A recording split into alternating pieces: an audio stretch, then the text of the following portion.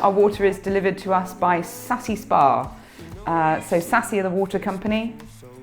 I don't need your help, thank you. Darling, you fell in love with the famous man. See my pictures posted everywhere across the land. And if you run with me, you got to understand that you're holding on to a dangerous hand. If I want it, would you still Welcome to our kitchen. Mi cucina. Mio cucina? Anyway, welcome to our kitchen. We will show you a little bit of a tour of what we've done with the kitchen later, but for now we wanted to talk you through water. So in Abruzzo, our water is delivered to us by Sassy Spa. So Sassy are the water company. I don't need your help, thank you. Sassy are the water company that provide the water to all the homes in Abruzzo, and they document that their water quality is superb. And you can go onto their website and have a look, and they do water testing every year and they tell you the quality of it. The water is superb here, supposedly. Unfortunately, the water that comes from the mains this way to the tap comes via a steel pipe, which is really old, and our plumber, Sergio, told us that it is furring up inside. We, as a result, thought from an abundance of caution, the house had been empty for a very long time, that we would use bottled water for our drinking water because we felt that we might be running the risk of things like salmonella. No, 𝐦𝐤𝐤𝐤𝐸 disease. Pretty serious anyway. And the old kitchen sink was in a different part of the room because they didn't put it under the window, which I find really bizarre, but that's a conversation for another day. So, since we have the sink installed, we have had Sergio run hot and cold water pipes directly from the boiler, which is at the other end of the building. Now, to do that, he said they needed to bury them in the wall in case they got cold, they would freeze. At the same time, what we've had him do is run in a new water supply line in copper. That's not connected at the moment, and it can't be connected because if they connect that, they turn off the initial connection, the current connection, which feeds the bathroom. So we'd be able to run the tap, but we wouldn't be able to have a shower. So until we move the bathroom, we're stuck on the old pipework. That leads me on to my next point. So Shane and I have been using bottled water for our drinking water and things like that. If we cook, we're bringing it up to temperature, so we've been using the tap water. But for drinking, for that kind of thing, we've been using bottled water. And it occurred to me that we don't actually know whether the water supply here to this house through these pipes is good or bad. And it would then seem logical and prudent to actually test the water. To that end, we got ourselves a water test kit from Amazon. I think it was about 17 euros, so not massive amounts of money. Now, excuse me, functionally blind. This water test kit says 17 in 1 tests. Now, it comes a little bit like the test kits for aquariums. So if you've ever had a fish tank, of which I've had several, they all look much the same. So it comes with a number of strips inside, and you run the water, tap water over it for a few seconds, and then you hold it perfectly still like a Polaroid. You don't shake it around like we were all told to do with Polaroids. It also has a bottle inside it that you put water in, you pour in this test bag, you leave it for a couple of days, and it runs an E. coli bacteria test. So you're not only testing the quality of the water in terms of its minerals and so on, but you're also testing to make sure there's no nasties in the water that might creep out and get you. So we're going to run this test now. We have already run it, but I'm going to run it for you anyway so that you can see how it works and how easy it is to do. Turns out our water supply here is absolutely beautiful. We have really good running water. The water pressure here is really fantastic. So we have high bar, good pressure, and it's as clean as a whistle. Opening the box, this is what you get. You get a box or a tube of, and I have unsealed them for you, water test strips. And you'll recognise them. They almost look like a science kit. It's very sciencey. And that then has a spectrum on the back per item. And so you can hold the test strip horizontally against these and you can test exactly where it should sit on that colour spectrum for each item that you're testing. So that's those.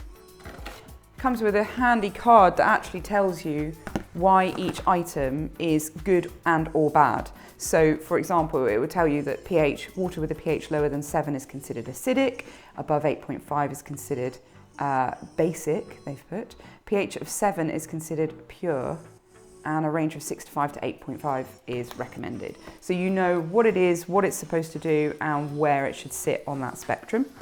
You then get a couple of these, so you get test tubes, and the idea is that you fill them up. They're a certain amount of water amount, I think they're like 50 ml, so a double shot for anybody else that knows. And then you get a couple of these. So this is the bacteria test kit. Inside it has a sachet.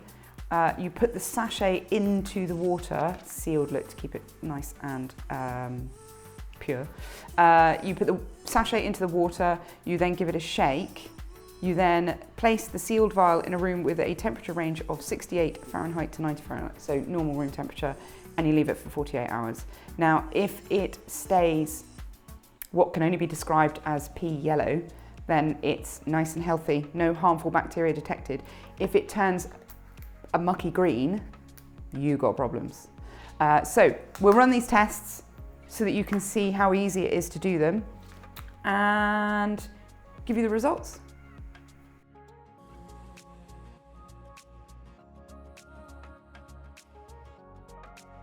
So the test tube is now filled with water, and conveniently it's large enough, it's long enough in order for you to dip the strip.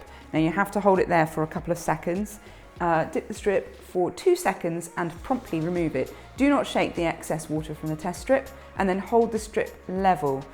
So if you hold it level, if you hold it this way, what you're going to get is contamination of one to the next, to the next, to the next, and you won't get an accurate reading.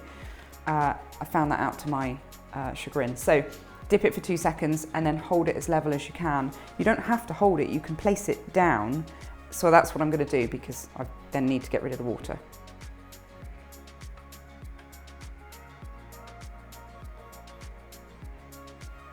There we go.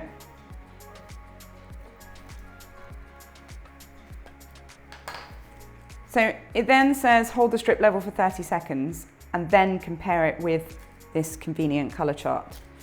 So this strip is conveniently designed to match the layout of the spectrum analysis, and as you can see, you can go this way per line to check out what you've got. So I would say that that colour there right on the far side, which is your pH test, sits somewhere between 6.8 and 7.2. And again, referring back, it says 7's considered pure. So if we're between 6.8 and 7.2, we're pretty pure. And so there we go. It goes on and on down through the list. Total alkalinity, somewhere between 80 and 120. And it tells me that water with low levels are more likely to be corrosive, and high levels can cause scaling. And therefore, if you're sat in the middle of that spectrum, then you're not too low and you're not too high. You're just right, which is Goldilocks. So we have Goldilocks water for total alkalinity. I won't bore you with the rest of them. You can go on down through, but you can see that, for example, sulfretted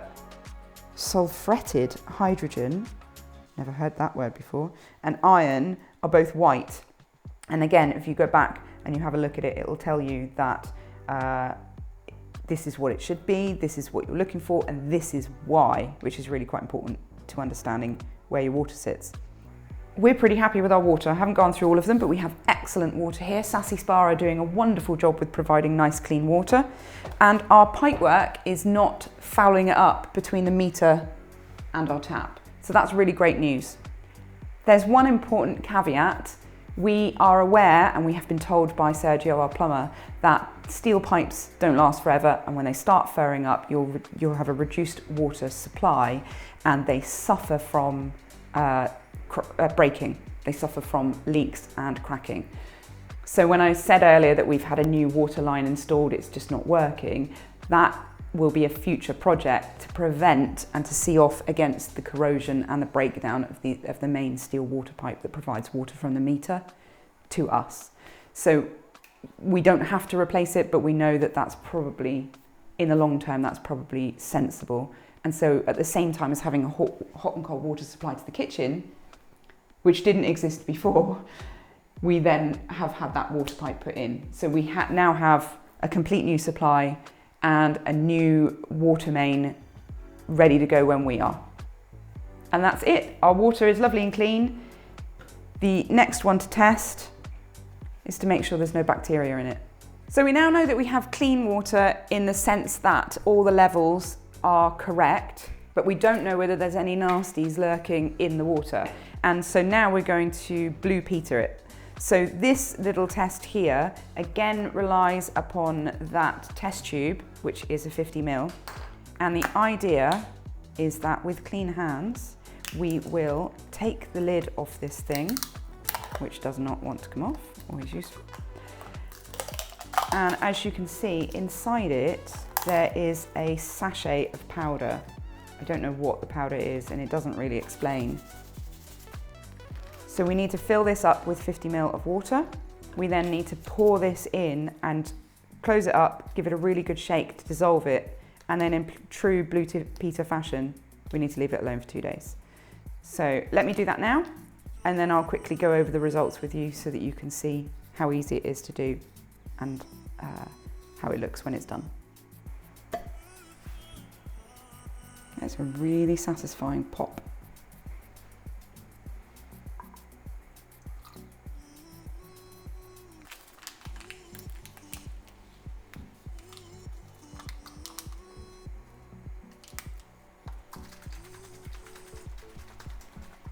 As you can see, it's quite yellow at the minute. Now, the question is, does it stay that pea yellow or does it move to more of a pea green? And that's what we'll find out in about 2 days. As you can see, there's the yellow and there's the green. We need it to stay that colour and we need it to not move to that colour. So check back in 2 days and you'll find out. As if by magic, 2 days later, we have the results of our E. coli bacteria test. So foil bag went in, gave it a good shake, tightened the cap, put it up on the side on the shelf, kept a close eye on it, eek, and it never really changed colour. It is as golden pea yellow as the day it was born. As you can see, I've taken the lid off it. It's quite whiffy, so it's not great to smell, and I will send it down the chute with some hot water. But as you can see, it stayed beautiful, if slightly alarming, yellow, which is exactly, according to the test results, what it's supposed to do. No harmful bacteria were detected in the sample. If it had turned that awful green, it said it's highly likely that harmful bacteria are present. So we're good. We're able to drink it. I'm satisfied that with the 17 tests that we've done, and we've done them more than once because I'm paranoid, but with the 17 tests that we've done, that the water from Sassy through our steel pipework is sufficient for us to drink. In the long term, we'll be moving across to a new water supply pipe, but that won't be for a little while until we get to the bathroom, and Rome wasn't built in a day, as the adage goes. So, for anybody worried about their own, or even just slightly curious, I'll put a link in the description to this test kit. We got it from Amazon. I'm sure you can get it from a number of places, and we are in no way sponsored by Amazon to provide this to you. But I'll give you the link anyway, because it says it's specifically for drinking water. And that's it. Clean water. Thank you very much for joining this TED Talk. So let me tell you something, darling, you